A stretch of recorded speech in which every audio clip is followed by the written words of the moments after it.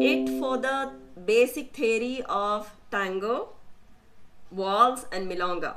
Now you know, just to summarize, how to differentiate tango, waltz and milonga. And leave tango, waltz and milonga. You know, in any song there are beats. There is a major beat and there are minor beats. Depending upon how many minor beats are there, okay, you have either a 3/4 or a 4/4 or a 2/4 bars. Okay, waltz is a 3/4, tango is generally a 4/4, milonga is a mixture of either a 4/4 or a 2/4 bars, and these bars are grouped together to form phrases. In tango, the phrases are generally a length of a 4, 8, 16. Waltz either a 4, 8, very rarely 16. In milonga, same thing, 4, 8, hardly any 16 ka phrases.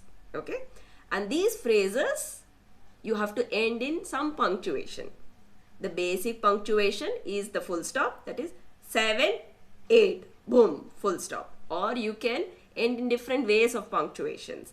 The another kind of punctuation we use is traspie, that is we step in between beat, 7 and 8. Okay, we call that semicolon.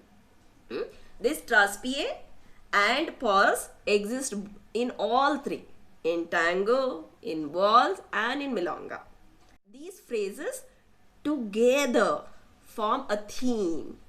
There is a change in energy from one theme to another. And while dancing, you have to change your body energy from one theme to another. You cannot do the same thing to the next theme. Then you are not dancing to the music.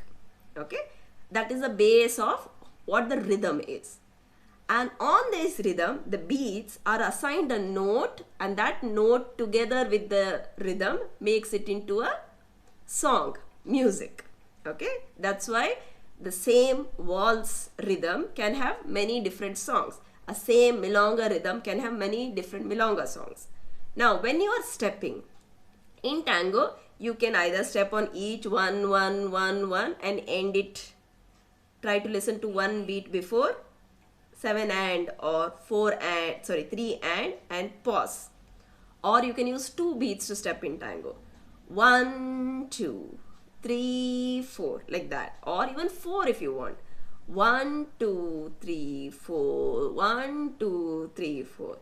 But this doesn't exist in waltz and milonga. In both, you have to step on all major beats of the bar. That is the one of the bar. You have to. That is like the minimum thing you have to step.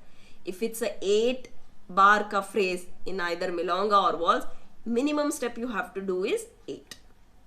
Okay, that's like the practical way of dancing waltz and milonga, unless there's a major break which only happens either in the beginning or in the end. This happens both in waltz and milonga. Okay, that's the difference. In waltz, the and is not exactly in between because there are only 3 beats, right? 1, 2, 3. So we learned that the and could be either 2 or 3. So in waltz, I'm stepping on either 1, 1, 1, 1 or 1, 2, 2, 2, 3, 2. Doesn't mean you continuously step like that. I can sometimes just step 1, 1 and in between I can do 1, 2. Okay. Or I can step on 1, 3. I even explained you what steps can be used for 1, 2 and what step can be used for 1, 3. Another way of stepping waltz is stepping on all beats. 1, 2, 3, 1, 2, 3, 3, 2, 3. That is where it becomes tararara, tararara, tararara. That's where it becomes faster. Same concept applies in milonga too.